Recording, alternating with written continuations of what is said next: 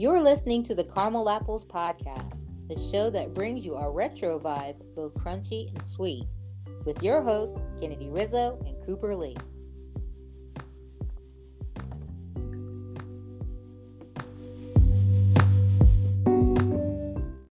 Heyo, Orchard Archivers, and thanks again for tuning in with us.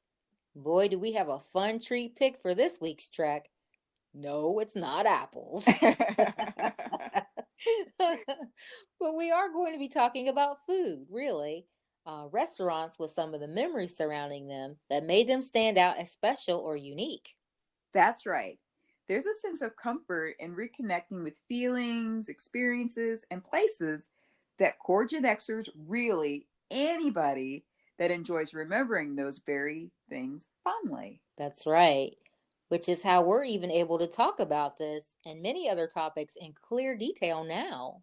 Mm-hmm. Being able to do this is a dream come true. I don't know. I'm both amazed and in awe at, how we have such a fascinating catalyst to make this venture possible via podcasting here in current times. Uh-huh.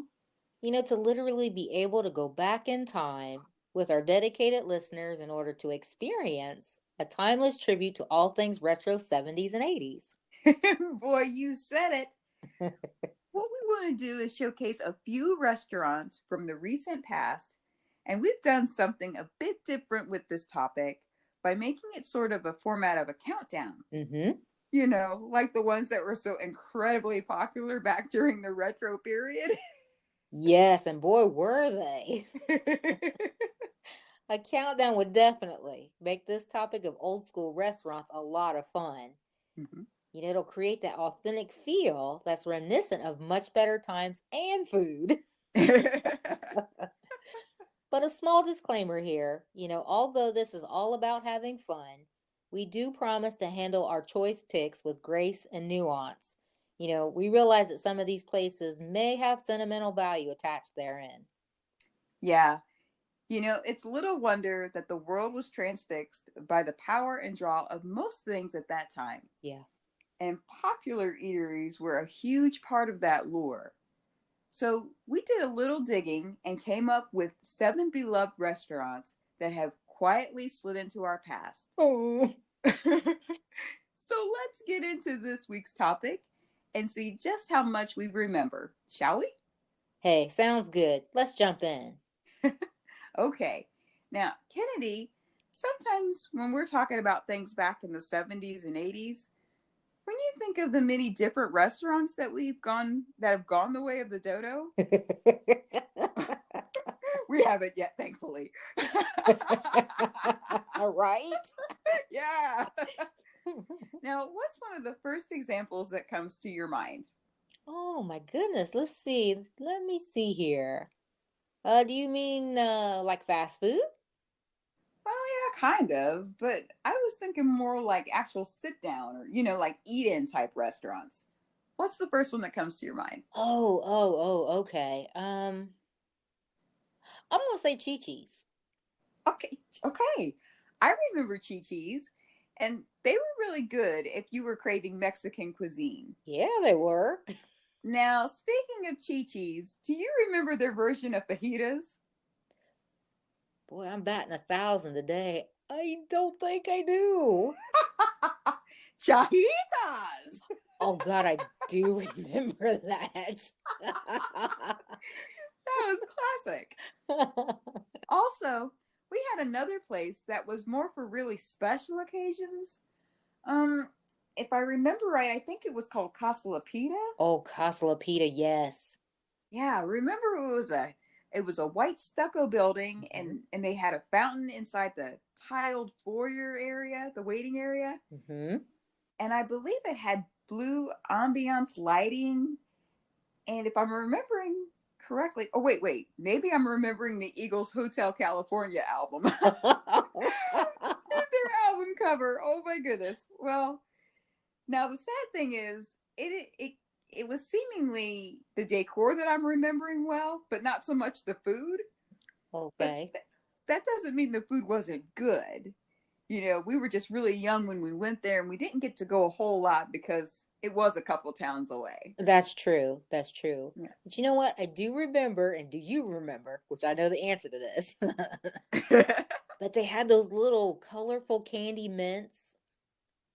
They looked like little M&Ms or whatever, and they had like inside the filling was like York peppermint patties. Yes, they were so They good. really were. Like that creamy mint. Mm-hmm. Yes. I literally, because of that, love those so much. I had to go on the hunt and I found some online and I had to buy them in bulk. And I've done that a couple different She times. So really has, yes, I folks. I definitely remember these. If anybody, if you know anything about Cooper, she makes fun of me about trains. Cooper loves her sugar. Don't let her fool you. That's why she's a caramel apple. That's right. Letting the cat out of the bag. All right, so now you know what I like. What do you remember and like? Well, I wouldn't say it was exactly my favorite. It was really more of a sentimental thing to it, because there were so many great times. But I would say that this place was a great place to crash because of being with our girl squad, quote unquote, Okay. and how our friends' parents felt comfortable going here because of always having, so many extra kids in tow besides their own. God, they really did. Poor people. Yes. And that was Ponderosa. Okay. Yeah. So what I remember, I think, besides going there and it was all of us kids and everything, my favorite part about it was they had the ice cream bar. Sugar alert. Yet again. But they were those little sundae cups, that the ice cream dishes, Yeah, yeah. and I get like this little tiny bit of ice cream in the bottom, and I would layer like I would say a good 2 inches of the rainbow sprinkles on Oh my goodness, top. Cooper. Delish. She is not even lying. That is her jam. Well, I'm more of a food person. I like my food, and I mean, yeah, the ice cream is cool, but I was there for the steak and potatoes, so give me my meal. About that, I It's was pretty down with that. good. And then they have like weren't they like one of the first ones to have the all day salad bar? Or not all day salad bar. What's it called? Buffet?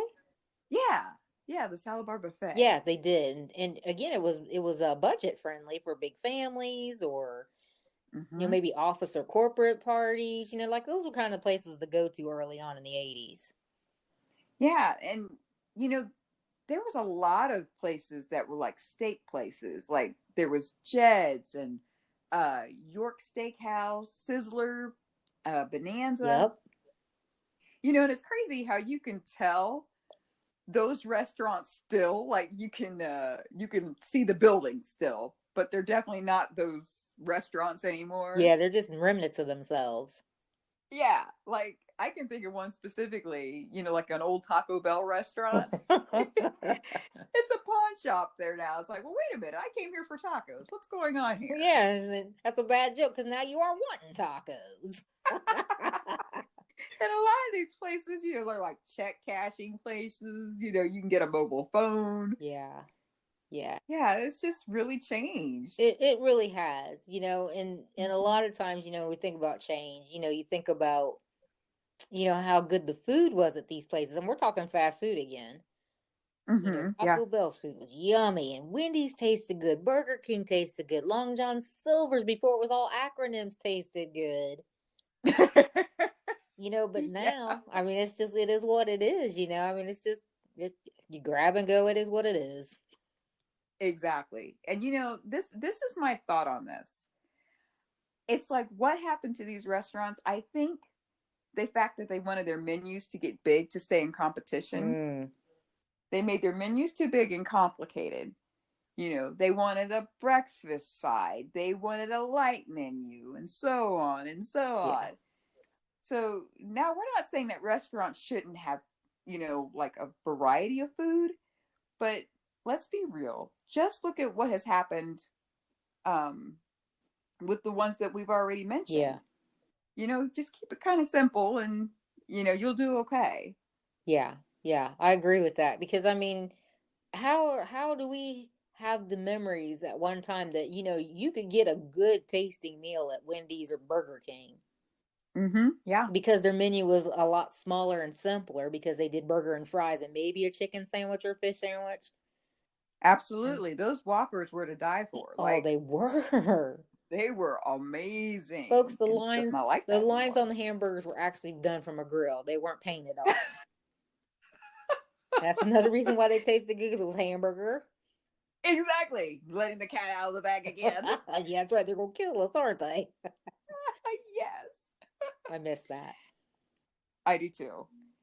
And we wouldn't always be interested in eating the food so much, but more often than not, if there was a movie or a cool new cartoon or TV series out, fast food chains would jockey, and be in competition with one another, trying to be able to sponsor that said entity, Mm-hmm. in order to have some kind of novelty item or toy to promote and such. That represented the movie and whatever, but that's a topic for another episode. That would be a cool one to actually, do at a future time based on today's core topic. Well, absolutely. You think of, maybe some of those toys are worth some cash now. Totally. Get some Let's check coin. eBay. Get some coin for those That's toys. it. Well, let's launch into a few of these restaurants or eateries and revisit some of the fascinating histories of some of these most memorable places we enjoyed eating at back in the day, shall we? Okay.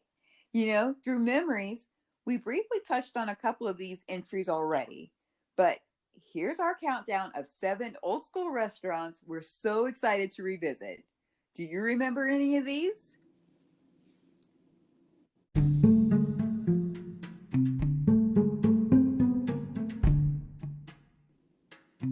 Number 7, Chi-Chi's.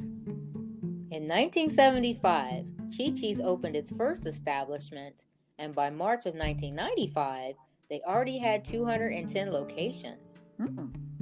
There was a time when it literally seemed like Chi-Chi's were everywhere. People loved going there for a margarita or two and for some delectable food. Its first slogan, which I vividly remember from the commercials back then, was a celebration of food. Later, it changed to Life Always Needs a Little Salsa, which I also remember well. So, get this the company fell on hard times after a hepatitis A outbreak at one of their restaurants. Really? Yeah, Oh. ooey, Oh. gross. Yeah.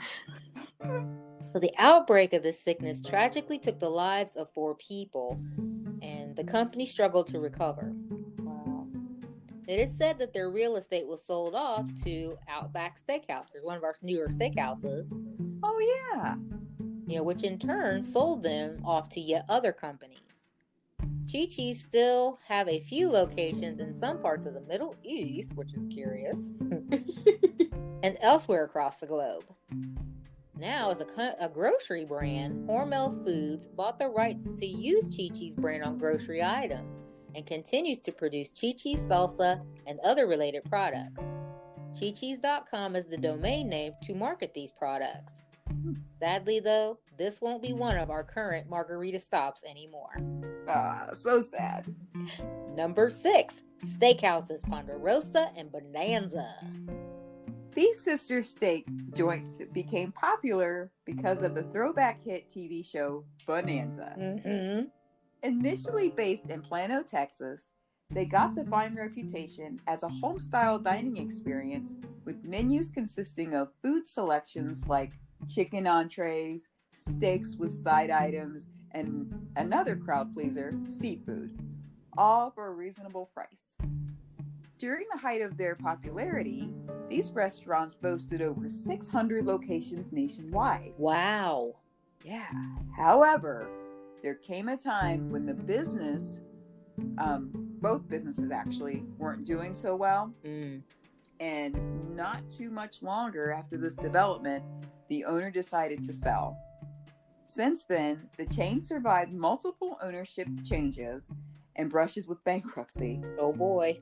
Yeah. Currently, the two chains are owned by the same company, but have seriously downsized from over 600 locations down to only 20. That's a big drop. Seriously. All in all, it was a decent place to dine in with family and friends, and a great place to get your amazing steak and potato dinner, Kennedy. Yummy, yummy, yummy.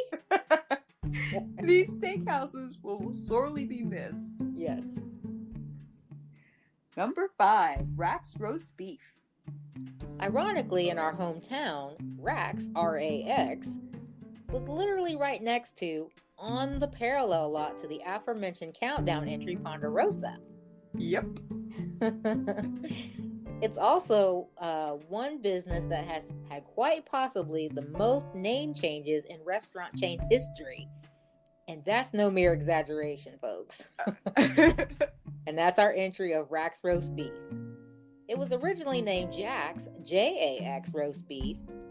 Then it later changed to Rick's Roast Beef, R-I-X. Okay. Yeah, honestly, not in the slightest at all familiar with either of these previous names. But in the 80s, Rax, R-A-X, hit its prime when they started adding the ever popular salad and potato bars, which were huge at that time, and other food stations. So, real quick, Cooper, do you remember if they had ice cream bars? You know what? I don't remember. I don't know. I don't remember. Okay, so everybody knows why we asked you, because you would remember if that was the case, right? I would be the expert. You would. So these updated changes made them one of the country's most successful chains, but that wave was unfortunately short-lived. Problems in management caused major issues for business during the 90s. As of 2017, there was only a handful of these restaurants still in operation.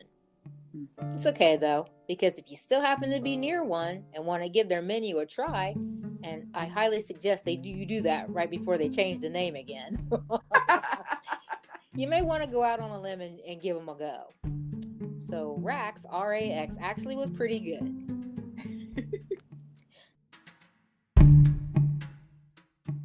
Like what you hear so far? Make sure you never miss a show by clicking the subscribe button now. This podcast is made possible by listeners like you. Thank you for your support. Now, back to the show.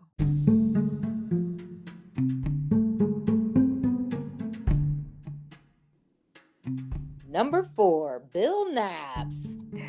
Bill Knapp's was founded by Clinton B. Knapp in 1948. Originally established in Battle Creek, Michigan, it was known for its menu of breakfast baskets, sandwiches, and lunch and dinner platters. I fondly remember their cheeseburger baskets with french fries. That was some good eating right there. Sure was. It was located here locally, just up the road, nestled in the hills, right behind our local shopping mall. Believe it or not, Bill Knapp's was one chain that was particularly popular with the senior citizens. Now, unfortunately, in 1966, business went south when the chain changed its menu to home-style cuisine. Aww. Guess it wasn't too popular anymore with the seniors. Nope. Viewed as a cost-cutting strategy, but to no avail, still could not keep up with, the changes, I guess. And they made the tough decision to shutter their last remaining location in 2002. But on the bright side, Bill Knapp's was a nice eatery that will be remembered for its signature dishes. Number 3, Damon's Grill and Sports Bar. This is another entry in our countdown that's a serious blast from the past. And that's Damon's Grill and Sports Bar. Okay, our dad is an avid rib lover, both muddy and dry versions. Oh, yeah. Yeah, and back in the day, he made no secret that he was all ready to go with one foot in the car to go eat some delicious ribs. We'd tease him mercilessly by saying that they must be good because we'd hear that buzzsaw going. So, founded in 1979, Damon's was initially based in Columbus, Ohio, and was considered a leading full service, casual dining restaurant concept, with most of its restaurants located in the Midwest and Southeast US, but get this, also in the UK. Wait. So it didn't go west of the border, it went east across the pond. Yeah, Okay. interesting direction. Yeah. So, because of the struggling full service barbecue restaurant segment of the market, the chain filed for bankruptcy, here we go again, in 2009. Wow. Statistically, Damon's had just $70 million in sales as of 2011. That sounds pretty good, but it was actually down more than 75% from 2001 when it boasted nearly $285 million in sales. Wow. Yeah. So that's a big jump. Very big. So despite the difference in numbers, Damon's was still a fan favorite and still holds many of our fond memories. So, sorry there, Dad. Wouldn't you all agree that this sparkling retro entry deserves a spot in our countdown? Oh, yeah. Number 2, TCBY. Okay, so you're probably wondering why you're hearing my voice again. But this next entry has yet another fond mucho memory attached to it. And TCBY was my first job ever back in 1989. Back when minimum wage was still mere pennies, I think at $3.35 an hour. Woo, big spender. Yeah, I know, right? May have been pennies, but literally for a teenager who just landed their first job, that, my dear Orchard Archivers, was big money in my book. I could buy my favorite novelty item and cassette tapes with ease now. I was living large. So by the time I got my first paying gig, TCBY had actually been around for a while at that point. It was introduced to the public in 1981. So TCBY, which actually stands for the country's best yogurt, actually started as the country's first frozen yogurt shop. You know, I had no idea that was what that stood for. You're kidding. It was just TCBY. You know, to a kid, I was able to read those letters. That's what it was. I had no idea that's what it stood for. That is funny, Coop. Remedial, maybe? No. You know the saying, we learn something every day. That's a good thing you learned, I guess. But, you know, thinking of yogurt, though, you think, what was there not to love about it? Mm-hmm. You know, after all, it was a healthy choice and touted as a better alternative to ice cream. No, trust us, this stuff was good with its many delectable flavors, like they had golden vanilla and chocolate, peach, key lime, cake batter. They had pumpkin, like it was a seasonal flavor. Okay. But one of their best flavors was their ever famous white chocolate mousse. Oh, yes, that was so delicious. But wait a minute. You mean they didn't have the flavor caramel apples? You know, they actually didn't. What in the world? What were they thinking? They missed out. Yeah, they really did, because they'd been on to something, wouldn't they have? Absolutely. But I guess to try to get past that, they offered a variety of toppings sprinkled on your favorite treat, you know, anything to your heart's delight. You could also get your frozen treat served in a cup, a bowl, or a delicious waffle cone that were baked fresh every day. So, I know Cooper's heard this story before. We're close and everything, so she knew it, she lived it, she remembers it probably. But again, this was my first job there, and I'll try not to go too long on it, but this was in the dead of winter. You know, it wasn't a seasonal shop. You know, it was open all year long, so this is a really brisk, blowing, cold, snowy winter day. You know, there wasn't a lot of people coming into the shop because it was just too cold for yogurt. Oh, yeah. But this nice gentleman comes sauntering in there. He got done grocery shopping at the nearby grocery store that's just steps away. And he orders a bananas Foster sundae. I was like, great, okay, no problem. So I got the little bowl out, threw it all together. I put chocolate on there, strawberry, little pineapple, little caramel, Put some dollops of whipped cream on there and threw some nuts on there. He was good to go. He paid for it, ate in store.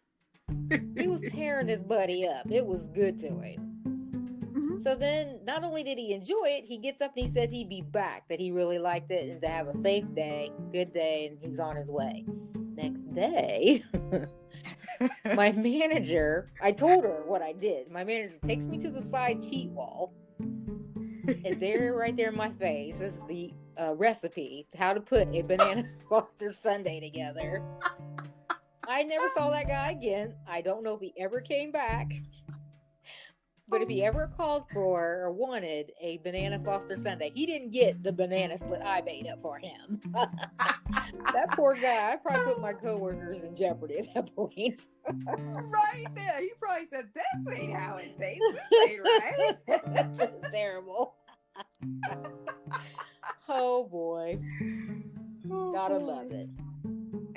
Well, back on topic. The chain was purchased by Mrs. Fields Holdings in 2000. According to the Chicago Tribune, it was mentioned that both TCBY and Mrs. Fields had considerable brand equity among consumers at the time.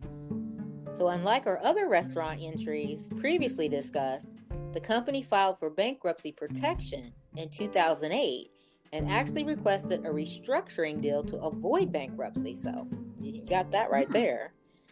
Yeah. So you may still be able to find one of these establishments around, like in an airport terminal or something like that.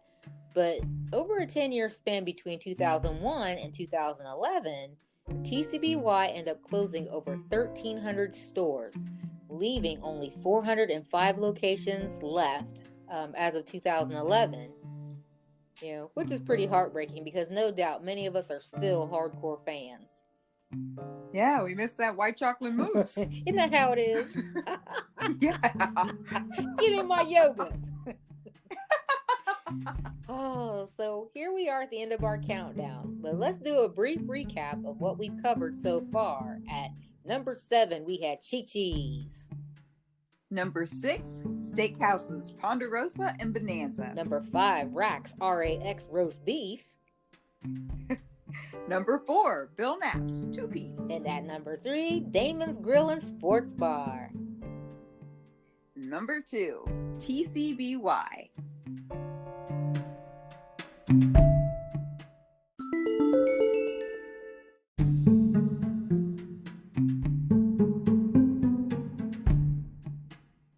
And now we're down to our number 1 entry in our yesteryear eatery countdown. And for this one, our taste buds once again are heading south of the border with Don Pablo's. Big Tex, bold Mex is how Don Pablo's described itself. Don Pablo's was a super good, delicious place to eat. Yeah. And it had a festive atmosphere that held true to that lively south of the border theme. Mm-hmm. They had some of the tastiest chips and salsa around. Oh boy, did they. Taste them now. And their menu was to die for as well. You could hardly go wrong in choosing this delicious hotspot. Their chicken nachos were bomb. Bomb! And as well as their frozen margaritas. Bomb again! In their prime, Don Pablo still wore the appropriately themed work uniforms, with the guys looking like dapper bullfighters, and the lady waitresses, they wore, the beautiful full-flowing festive skirts and frilly white blouses that held true to its authentic Spanish-style theme, which was ultra cool, by the way. It actually was. It added to the whole feel and flair of what the culture of the place was giving you. Absolutely. So this entry actually holds a special place for me in that Don Pablo's was the spot me and my hubby went on our very first date. It was definitely a memorable time. Ah, love. Shut up, Cooper. Memories.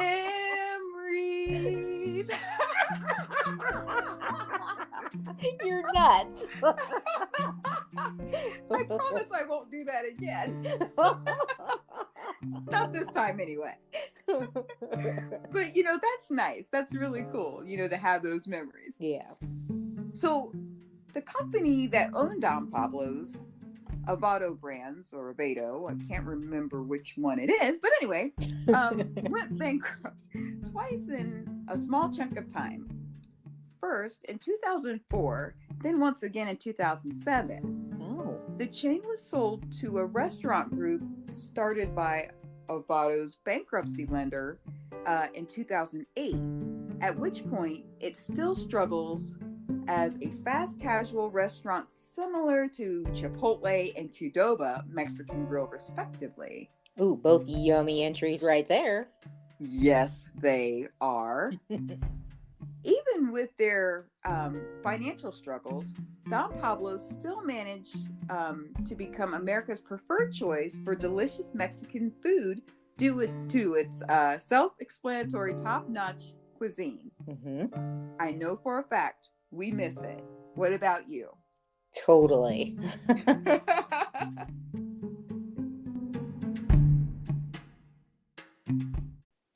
And to our orchard archivers, do you remember any of these awesome entries from our eatery countdown this week? Were any of the above listed on your favorites list? What were some of your favorite go-to menu items when visiting your favorite establishment? And since most of these were sit-down style restaurants, do you have any fond memories of togetherness with family, friends, or a date or two from back in the day? If so, hit us up. We'd love to hear some of your cherished thoughts and memories from back then. Absolutely. And something else. Does anyone go to or still know if any of these or any of your favorite restaurants are still open? Do you have any of these close by? We had all of these places real close by to where we grew up back in the 70s and 80s here in the Midwest. Mm-hmm. But sadly, as stated previously, all of these on our list have gone the way of the dodo. Yeah, they have. We'd also be interested in hearing of other top name restaurants that we may have missed on our list. Share these with us so that we may consider these in a future episode. Yeah, that'd be a lot of fun now, wouldn't it, Coop? Oh, yeah. Hearing from all these people? Absolutely. It would, because it's like we Gen Xers, we have that type of bond going back in time, You sure do. So, want more inspiration? All inspiration is driven from things that make us happy. And when we get inspired, we're then moved to look for ways we can share our humor, knowledge, memories, or anything else that made its impact on the world. You just heard ours, but from a caramel vantage point. So there you have it. Even though this comprehensive list was both wild and interesting to consider, it's been a real treat to take a little time to revisit throwback establishments. Not only that, but it was nice to be able to briefly bask in the warm retro ambience. And that's a caramel apple wrap. Yum. And that's it for this week's episode. To make sure that you never miss out on another second of our Caramelicious podcast, meet up with us on Apple Podcasts, Spotify, Google Play, or wherever you get your podcast fix. Bye for now, and thanks so much for listening.